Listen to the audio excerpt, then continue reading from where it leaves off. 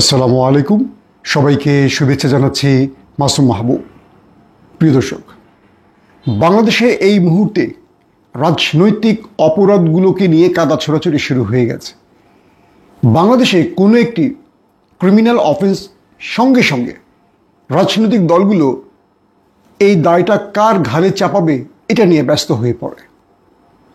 মিটফোর্ডে সোহাগ হত্যাকাণ্ডের পর যারা এই হত্যাকাণ্ড ঘটিয়েছে, আমরা দেখলাম পুলিশের বক্তব্য অনুসারে তাদের কোনো রাজনৈতিক পরিচয় পাওয়া যায়নি। আবার পক্ষান্তরে দেখলাম যারা এর সাথে জড়িত তাদেরকে দল থেকে সাসপেন্ড করা হয়েছে। দুটো বিষয় খেয়াল করেন, দল তাদের সাসপেন্ড করেছে, বহিষ্কার করেছে, কিন্তু পুলিশ বলছে রাজনৈতিক সম্পৃক্ততার প্রমাণ পাওয়া যায়নি। আবার একটি পক্ষ বলছে এটি বাণিজ্যিক বা ব্যবসায়িক দ্বন্দ্ব থেকে হয়েছে, চাঁদার বিষয় নয়। এই যে দেখেন বিষয়গুলো, তাহলে সত্য কোনটা? বহিষ্কার হলেন, আবার পুলিশ বলছে রাজনৈতিক সম্পর্ক নেই। সত্য কোনটা, পুলিশের নাকি দল থেকে বহিষ্কারের? 2 নম্বর বিষয়, এখন নতুন করে আলোচনায় আসছে যে মাহিন নামে যে অপরাধী, তিনি এনসিপি বা জামাত শিবিরের লোক, সেই মিছিল থেকে তাকে গ্রেফতার করা হয়েছে। তাহলে মাহিন কোন রাজনৈতিক দলের লোক ছিল? এটা নিয়ে একটা নতুন প্রশ্ন উঠেছে। আরও কয়েকটি বিষয় এখন আলোচনায় আসছে যে যারা চাঁদাবাজি করছে এদেরকে বহিষ্কার করা হচ্ছে, কিন্তু এই সংখ্যা বা এই অপরাধ ক্রমান্বয়ে বাড়ছে কেন? দলের মধ্যে, মানে যে দলগুলো এই অপরাধের সাথে জড়িয়ে, তাদের আসলে করণীয়টা কি এই মুহূর্তে? চলেন এই বিষয়গুলো নিয়ে বিস্তারিত বলার চেষ্টা করব। প্রথমে আসি সোহাগ হত্যাকাণ্ড নিয়ে আমার পর্যবেক্ষণ। সোহাগকে যারা হত্যা করেছে তার পরিবারের যে স্পষ্ট বার্তা গণমাধ্যমে দেখেছি, টিভিতে বা সোশ্যাল মিডিয়ায় দেখেছি, সেখানে বলা হয়েছে প্রতি মাসে সোহাগ ওই চাঁদাবাজদের একটা নির্দিষ্ট অ্যামাউন্ট দেয়ার চাপ দেওয়া হয়েছে সোহাগকে, চাঁদা। তিনি রাজি হয়নি বলে তাকে হত্যা করা হয়েছে। কয়েকটি সূত্র বলছে 2 লক্ষ টাকা প্রতি মাসে চেয়েছে তার কাছ থেকে। এরপর যারা এই পাথর দিয়ে হত্যা করেছে তাদের প্রত্যেকের নাম, ঠিকানা, সকল রাজনৈতিক পরিচয় প্রকাশ হয়েছে।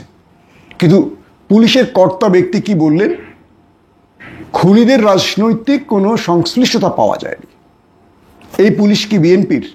না। এই পুলিশের ব্যাপারে খোঁজ নিয়ে দেখেন, সে ফ্যাসিস্টদের দোসর। সে আওয়ামী লীগের সময় আওয়ামী লীগ সেজে বিএনপিকে পিটিয়েছে, বিএনপির সময় এখন বিএনপি সেজে অন্যকে পেটাবে। সে মূলত তার চেয়ারটাকে ধরে রাখার জন্য আরো বড় অপরাধকে উস্কে দেবে। 1 নম্বর, পুলিশকে এখন জিজ্ঞাসা করতে হবে, যদি তাদের রাজনৈতিক সংশ্লিষ্টতার প্রমাণ না মেলে তাহলে সেই দল থেকে তাদের বহিষ্কার করলো কেন? তার মানে আপনি মিথ্যা বলছেন। আপনি আইনের পোশাক পরে একটি চেয়ারে বসে রাষ্ট্রের গুরুত্বপূর্ণ জায়গায় বসে মিথ্যা বলছেন। এই মিথ্যা বলার জন্য আপনাকে পদত্যাগ করতে হবে, অথবা সরকারের উচিত এইসব দলবাজ পুলিশদেরকে ঘাট ধরে বের করে দেয়া। 2 নম্বর বিষয়, বাংলাদেশে হাসিনার রেখে যাওয়া কজন পুলিশ ইতিমধ্যে চাকরি হারিয়েছে বলেন তো? কয়জন? প্রথম দিন থেকে এগুলো নিয়ে আমরা কাজ করেছি। এখন পর্যন্ত আওয়ামী লীগের রেখে দেওয়া, মানে আওয়ামী লীগের সময় নিয়োগ পাওয়া 95% পুলিশই বহাল আছে। এবং যাদেরকে আওয়ামী লীগ 15-16 বছরে নিয়োগ দিয়েছে একদম বেছে বেছে আওয়ামী লীগ পরিবার থেকে, বিএনপি, জামাত বা আদার্স মতের লোকদের সুযোগই দেওয়া হয়নি। ইউনূস সরকার ক্ষমতায় বসে কজন পুলিশে চাকরি খেয়েছে? হাতে গোনা কজন। নতুন করে কজন পুলিশে নিয়োগ দিয়েছে? আমার জানা মতে কোনো নিয়োগ প্রক্রিয়ায় যায়নি। এখন প্রশ্ন হলো, ইউনূস সরকার বিপ্লবের চেতনার যে সরকার গঠন করলেন, সেই চেতনার আসলে মূলাটা কোথায় গিয়ে দাঁড়ালো? ইউনূস সরকার কি চায় দেশের মধ্যে এরকম একটি অরাজকতা সৃষ্টি হোক আর তিনি আরো লম্বা সময় ক্ষমতা থাকবেন? হতে পারে, ক্ষমতার খায়েশ অনেকের থাকতে পারে।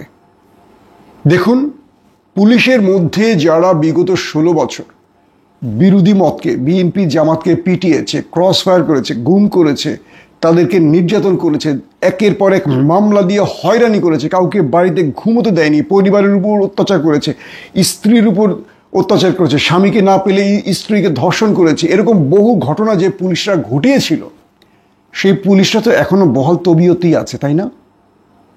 সেই পুলিশরা এখন হয়তো মনে করছে যে আমরা পিঠ বাঁচাবার জন্য বিএনপি সেজে যাব, আর বিএনপি যদি মনে করে যে এরা তো আমাদের পক্ষে আছে, এরা আমাদের লোক, তাহলে আমি মনে করি বিএনপিকে আগামী দিনে অনেক বড় বিপদে পড়তে হবে। দ্রুত সেই সব পুলিশের তালিকা করে তাদেরকে চাকরি থেকে সরাতে হবে যারা আওয়ামী লীগের আমলে গুরুত্বপূর্ণ পদগুলোতে ছিলেন। মনে রাখবেন, এরা বাতাসের সঙ্গে নৌকার পাল তুলবেন, কোন দিকে যেতে হবে এটা জানে। হাসিনার সিগন্যাল পেলে এরাই ঘুরে দাঁড়াবে জনগণের বিরুদ্ধে আবারও, মনে রাখতে হবে।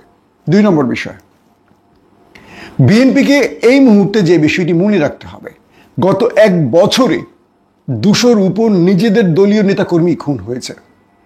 আমি যতটুকু তথ্য ঘেটে দেখেছি, হাসিনার আমলে 1 বছরে বিএনপির এত নেতা হত্যা হয়নি। হাসিনার আমলে 1 বছরে, পুরো 15 বছরের হিসেব বলছি না, 1 বছরে। 5 তারিখের পর বিএনপির সাথে, অর্থাৎ বিএনপির অঙ্গ সংগঠনগুলো, ছাত্রদল হোক, যুবদল হোক, বাকি যে অঙ্গ সংগঠন আছে, এরা নিজেরা নিজেদেরকে হত্যা করেছে 200-র উপরে। সংখ্যাটা আরো অনেক। প্রশ্ন করবেন না এখন যে আওয়ামী লীগের আমলেই তো বিএনপির এত লোক প্রাণ হারেনি 1 বছরে, তাহলে বিগত এই 1 বছরে নতুন বাংলাদেশে হাসিনা ফ্যাসিস্ট হাসিনার বিদায়ের পর বিএনপির লোকদেরকে এতগুলো হত্যা করলো কেন? বিএনপি এখন বিচার কার চাইবে, যিনি হত্যা হয়েছেন নাকি যিনি হত্যা করেছেন? এই উত্তরগুলো খুঁজছেন বিএনপিকে এই উত্তরগুলো খুঁজতে হবে যে ক্ষমতায় আসার আগেই 1 বছরে যদি নিজেরা নিজেদেরকে প্রায় 200 লোককে মেরে ফেলে, ক্ষমতায় আসার পর এই বিএনপিকে কন্ট্রোল করবে কারা? এই বিএনপিকে জনগণের আস্থায় আনবে কারা? আমার কথাগুলো শুনলে এখন মনে হবে আমি অন্য কোনো দালাল শব্দটা আপনারা খুব ভালো ব্যবহার করতে পারেন, আমার যায় আসে না। বিগত 2 দিন আগে একটা ভিডিও করেছিলাম এই সোহাগকে নিয়ে, লাইভ। জম্মের মতো আমাকে মানুষ বিএনপির দালাল বলেছে, জম্মের মতো। মানে আমি বলেছিলাম যে এটার সাথে বিএনপির সম্পৃক্ততা নেই। মানে যারা তারেক রহমান বা বিএনপিকে গালাগাল করছেন, আমি এটার বিরোধিতা করেছি। কমেন্ট দেখলাম, আমাকে কেউ কখনো ভিডিওতে এরকম গালাগাল করে না। ওই কমেন্ট দেখে গালাগাল শুনে, মানে বিএনপির দালাল শব্দটা শুনে অবাক হয়ে গেলাম যে আসলে মানুষের চিন্তার বা বিবেকের জায়গাটা এত মানে ন্যারো কেন? মানুষ আসলে বৃহৎ আকারে চিন্তা করতে পারে না কেন? আমার আজকের ভিডিও দেখে আবার মনে করবেন যে আমি অন্য কোনো দলের দালাল, তাই তো? কেউ সাংবাদিক ভাবতে পারেন না, কেউ নিরপেক্ষ চিন্তা করতে পারেন না, কোনো না কোনো দলের পক্ষে আপনাকে নিতেই হবে, যেতেই হবে। সত্য কথা বাংলাদেশে বলা এত বিপদ, যারাই সত্য বলবে তাদেরকে দালাল বলতে হয়। তো দেখুন, গত 1 বছর, 5 আগস্টের পর এখন 1 বছর পূর্ণ হয়নি, এর মধ্যে 200-র অধিক নিজেরাই, যেটুকু টেলিভিশনে বা খবরপত্রে দেখেছি, নিজেরা নিজেদের মেরেছে। এই দলটি ক্ষমতায় আসার পর নিজেদের দল, মানে এদের তো অন্য কাউকে মারতে হবে না, এরা নিজেরা নিজেদের হুমকির মধ্যে থাকবে। অর্থনৈতিক বা ক্ষমতার দম্ভ, চাঁদাবাজি, টেন্ডারবাজি, এই দলগুলোর মানে রাজনৈতিক দলগুলোর মধ্যে এই জিনিসগুলো এমনভাবে একে অপরের শত্রু করে যে লোকটা বিগত 15 বছর এক ভাই আরেকবার জন্য লড়াই করেছে, হঠাৎ করে হাসিনা চলে যাওয়ার পর একে অপরের শত্রু হয়ে গেছে। কেন? আমার ওই লঞ্চঘাট দখল করতে হবে, আমার ওই বাস স্ট্যান্ড দখল করতে হবে, ওই টেম্পো স্ট্যান্ড দখল করতে হবে। এই দখল আমি একা খাবো। হ্যাঁ, আমি অনেক কষ্ট করেছি। আমার এই মানে রাজনৈতিক দলগুলোর মধ্যে এই লোভ, অর্থনৈতিক টার্গেট, রাজনৈতিক পদবীর টার্গেট, এরা একে অপরকে ভুলে যায়, এরা ভাই, এরা হয়ে যায় শত্রু, একে অপরকে মেরে ফেলে। পাথর দিয়ে মানুষটাকে মারার দৃশ্যগুলো দেখেছেন? কল্পনা করা যায়? আমি এটার সাথে সংশ্লিষ্ট করব আমাদের শত্রু দেশের এজেন্সিকে, কারণ এত নির্মমভাবে একটা মানুষকে হত্যা করে একটা জাতিকে উস্কে দেওয়ার যে প্রবণতা, এগুলি হয় সবসময় গোয়েন্দা বাহিনীর। আমাদের শত্রু দেশটির এজেন্সি এই কাজটি করেছে, এটা আমার ধারণা। যদিও যারা করেছে তারা রাজনৈতিক পরিচয়, এটাই নিয়ম, তাদেরকে দিয়েই করাবে। কোনো আকাশ থেকে শয়তান এনে, ফেরেস্তা এনে বা কোনো লোক ভাড়া করে না, এই কাজটি করতে হলে এইভাবেই করতে হবে। আসেন 3 নম্বর বিষয়। এই মুহূর্তে সোশ্যাল মিডিয়াতে আমরা দেখতে পাচ্ছি মাহিন কোথা থেকে গ্রেপ্তার হয়েছে। কেউ বলছেন শিবিরের মিছিল থেকে, কেউ বলছেন এনসিপির মিছিল থেকে গ্রেপ্তার হয়েছে। ধরে নিলাম তিনি শিবির বা এনসিপির মিছিল থেকে গ্রেপ্তার হয়েছে। কালকে যদি আরেকজন অপরাধী বিএনপির মিছিল থেকে গ্রেপ্তার হয়, সে কি বিএনপির? আমাকে বলেন, সে কি বিএনপির? কেউ অপরাধ করে বাঁচার জন্য কোন একটি মিছিলে ঢুকে পড়লে সে দায় সেই মিছিলের ব্যক্তিরা নেবে। এই প্র্যাকটিস যদি আগামী দিনে শুরু হয়, ধরেন মাহিন, বাদ দিলাম মাহিন কোন দলের সেটা নিয়ে আমার আর আলোচনা বাদ, মিস্টার কদম আলী একজন মানুষকে হত্যা করলেন, করে তিনি চলে গেলেন বিএনপি বা জাতীয় পার্টি বা এনসিপি বা চরমোনাই বা ইসলামী কি বলে হেফাজতে ইসলাম কোনো একটি দলের মধ্যে। তখন আপনারা কি করবেন? ব্যক্তি যখন একটা অপরাধ করে কোনো দলে ঢুকে যাবে, আদৌ তিনি সেই দলের না, তাহলে আপনি কি করবেন? সেই দলের বিরুদ্ধে আপনি প্রচার শুরু করবেন। কিন্তু আমরা কি করছি? বিএনপি কখনো এই লোকদের পাথর মেরে হত্যা করতে বলেছে? বিএনপি কিন্তু বলেনি। মিছিলগুলো হলো কি নিয়ে? তারেক রহমানকে নিয়ে।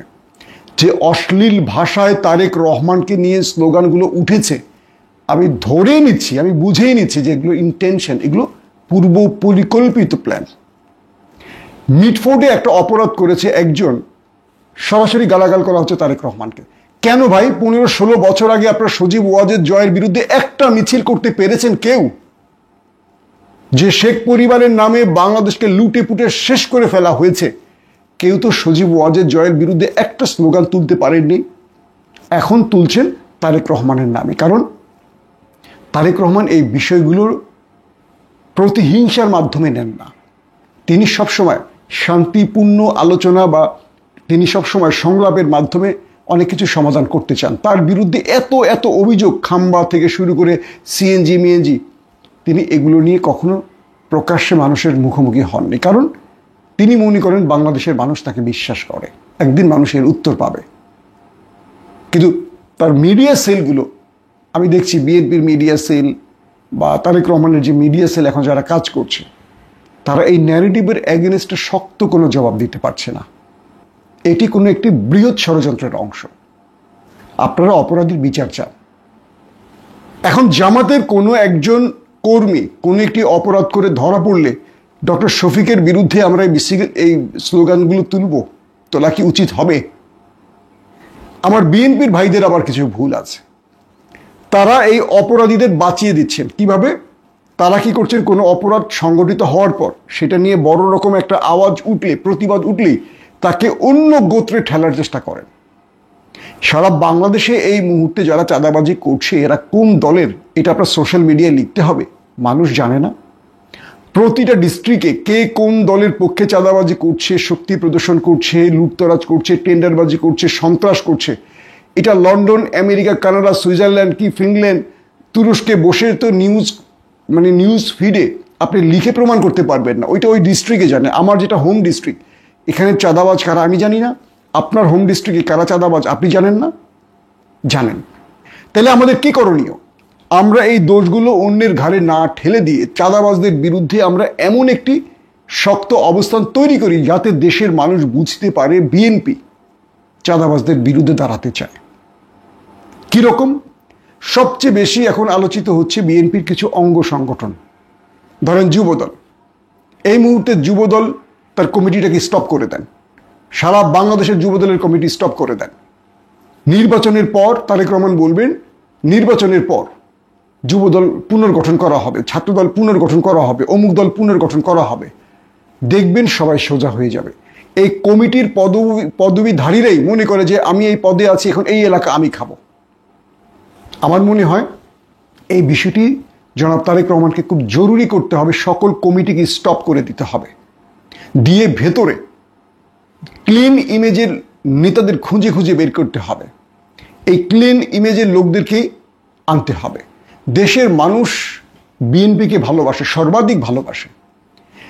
বিএনপি শুধু একটি কাজ করলেই হয়, জনগণের পালস বুঝলেই হবে, আর কিচ্ছু করতে হবে না।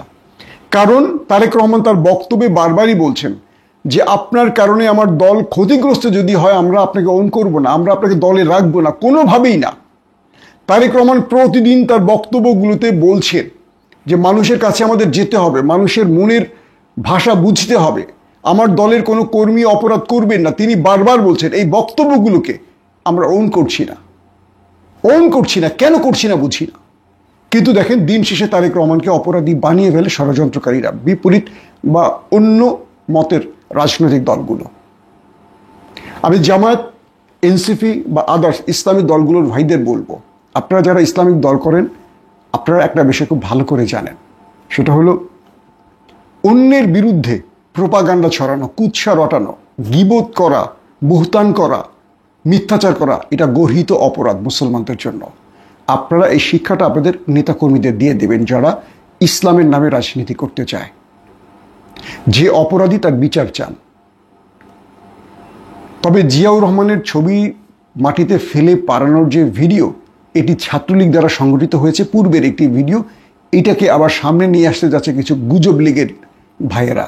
তারা বিএনপিকে উস্কে দিতে চায়, আর বিএনপির কিছু মাথামোটা অ্যাক্টিভিস্ট এটা নিয়ে আবার মাঠে নেমে গেছে।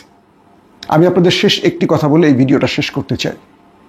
পুলিশের মধ্যে অনেকেই এখন বিএনপি সাজবে, অ্যাক্টিভিস্টদের মধ্যে অনেকে এখন বিএনপি সাজবে। অনেক সুবিধাবাদীরা যারা এতদিন মধু খেয়েছে হাসিনার মসনদ থেকে, হাসিনার আমলে, হাসিনার শাসন আমলে, এরা অনেকেই এখন বিএনপির সাথে গা এলিয়ে চলবে, গা মিলে চলবে, মানে গায়ের সাথে গা লাগিয়ে চলবে। কারণ বিএনপির থেকে তারা কিছু হাতাতে চায়, বিএনপির হাত থেকে তারা বাঁচতে চায়, অথবা বিএনপির আমলে আবার টাকা বানাতে চায়। তাদের টার্গেট সেটাই। বিএনপিকে এটা বুঝতে হবে গত 15 বছরে কে কার পক্ষে ছিল, কে কোন জায়গায় সুবিধা নিয়েছিল, এগুলো বুঝে শুনে তার দলের মধ্যে লোককে আনতে হবে, তার বন্ধু বানাতে হবে, তার সহযাত্রী অংশীজন বানাতে হবে। যদি বিএনপি এটা না করতে পারে, আওয়ামী লীগ খুব সহজে তাদের এজেন্টগুলোকে ঢুকিয়ে দেবে বিএনপির মধ্যে, এবং এরাই বড় বড় অপরাধ করে বিএনপিকে মোটামুটি ধসিয়ে দিয়ে চলে যাবে। বিএনপিকে 5 বছর না 2 বছর পরই ক্ষমতা ছেড়ে পালাতে হবে। আওয়ামী লীগ এবং আমাদের প্রতিবেশী গোয়েন্দারা মাস্টার প্ল্যান নিয়ে নেমেছে জিয়া পরিবারের বিরুদ্ধে। তারা বিএনপিকে চাইলেও জিয়া পরিবারকে চায় না। তাদের টার্গেট খালেদা জিয়া এবং তারেক রহমানকে মাইনাস করা। এটা আমাদের বিএনপির মাথামোটারা বুঝতে পারছে না।